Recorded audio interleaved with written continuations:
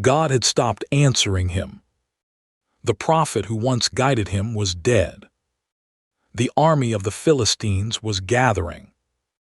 And before the next night was over, Israel's first king would hear the sentence he feared most.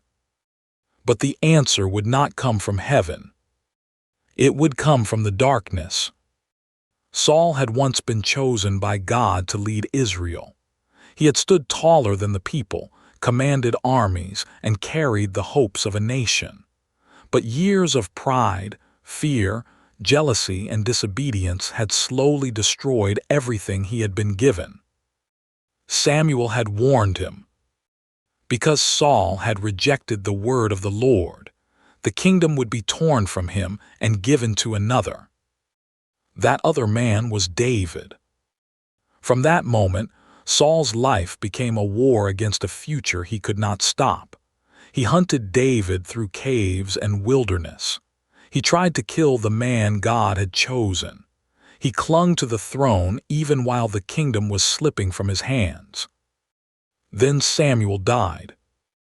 All Israel mourned for him, and he was buried in his hometown of Ramah. Samuel had been more than a prophet to Saul. He was the voice that had anointed him, corrected him, confronted him, and repeatedly called him back to obedience. Now that voice was silent, and the enemy was moving. The Philistines assembled their forces and camped at Shunem. Saul gathered Israel and positioned his army on Mount Gilboa. From there, he could see the enemy camp spread across the valley. When Saul saw the Philistine army, terror seized him. This was not the fear of an inexperienced soldier. Saul had fought many battles. He knew what armies looked like. He understood the danger before him. And he knew that something was terribly different this time. Saul asked the Lord for guidance. But the Lord did not answer him. Not through dreams. Not through the Urim. Not through the prophets. Heaven was silent. The king who had repeatedly refused to listen now desperately wanted an answer. But no answer came. Saul had previously removed mediums and spiritists from the land. God's law had forbidden Israel from seeking the dead or practicing divination. Saul himself had enforced that command. Yet in the darkest moment of his life, he ordered his servants to find the very thing he had outlawed. "Find me a woman who is a medium," he told them, "so I may go and inquire of her." His servants answered, "There is a woman at Endor." Endor lay dangerously close to the Philistine lines. Saul could not travel there as a king. If he were recognized, his enemies might capture or kill him. If his own people saw him visiting a medium, they would witness the depth of his desperation. So Saul disguised himself. He removed his royal clothing, put on other garments, and left during the night with 2 men. The king of Israel entered the darkness without his crown.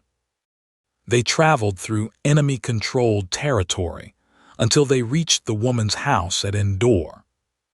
Saul said to her, "Consult a spirit for me. Bring up the one I name." The woman was suspicious. She reminded him that Saul had expelled the mediums and spiritists from the land.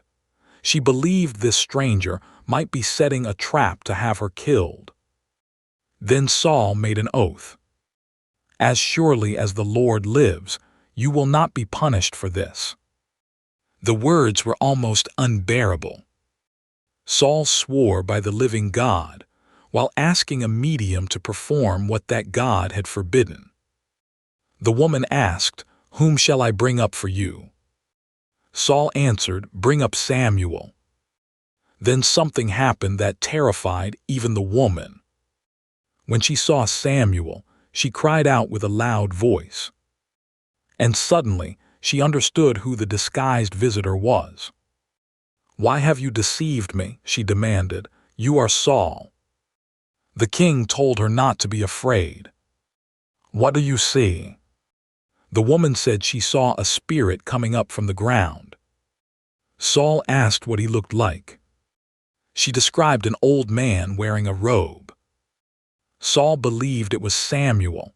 He bowed with his face to the ground. Then the dead prophet spoke. "Why have you disturbed me by bringing me up?" Saul poured out his fear. "I am in great distress. The Philistines are fighting against me, and God has departed from me. He no longer answers me, either by prophets or by dreams. So I have called you to tell me what to do." There it was, the true horror of Saul's condition. The Philistine army was not his greatest fear. His greatest fear was that God had departed from him. Samuel's answer offered no escape. "Why do you ask me?" he said, "since the Lord has departed from you and become your enemy." The prophet repeated the judgment Saul had already heard during his lifetime. The Lord had torn the kingdom from Saul's hands and given it to David because Saul had not obeyed the Lord. Then came the sentence that brought the king to the ground. "The Lord will deliver Israel and you into the hands of the Philistines." And then Samuel declared, "Tomorrow you and your sons will be with me." The army of Israel would also fall. The prophecy was complete. There would be no strategy, no secret path to victory, no final act that could preserve Saul's throne. The king had crossed the darkness looking for hope and had found only confirmation of judgment. Saul immediately collapsed. He fell full length on the ground, overcome with fear because of Samuel's words. He had eaten nothing all day and all night. His strength was gone. The woman approached him and saw how terrified he was. She urged him to eat. Saul refused, but his servants and the woman continued pleading with him until he agreed. The woman prepared a fattened calf and baked unleavened bread. It was a strange final meal. A condemned king sat in the house of a forbidden medium, hidden beneath ordinary clothing, eating before returning to the battlefield where he had just been told he would die. When Saul and his servants finished eating, they rose and left that same night. Scripture does not describe what Saul said during the journey back. Perhaps there was nothing left to say. The king returned through the darkness toward Mount Gilboa. And the next day, the words were fulfilled. Israel fled before the Philistines. Saul's sons were killed, including Jonathan. Saul was badly wounded by archers. Terrified that the Philistines would capture and abuse him, Saul asked his armor-bearer to kill him. The armor-bearer refused. So Saul took his own sword and fell upon it. Israel's first king died on Mount Gilboa. The night at Endor was not merely a frightening supernatural story. It was the final chapter of a life destroyed by repeated disobedience. Saul wanted guidance without surrender. He wanted God's protection without accepting God's authority. He wanted an answer after spending years rejecting the answers he had already received. And when heaven remained silent, he searched for a voice in the darkness. But the darkness did not change his fate. It only told him how close the end had come.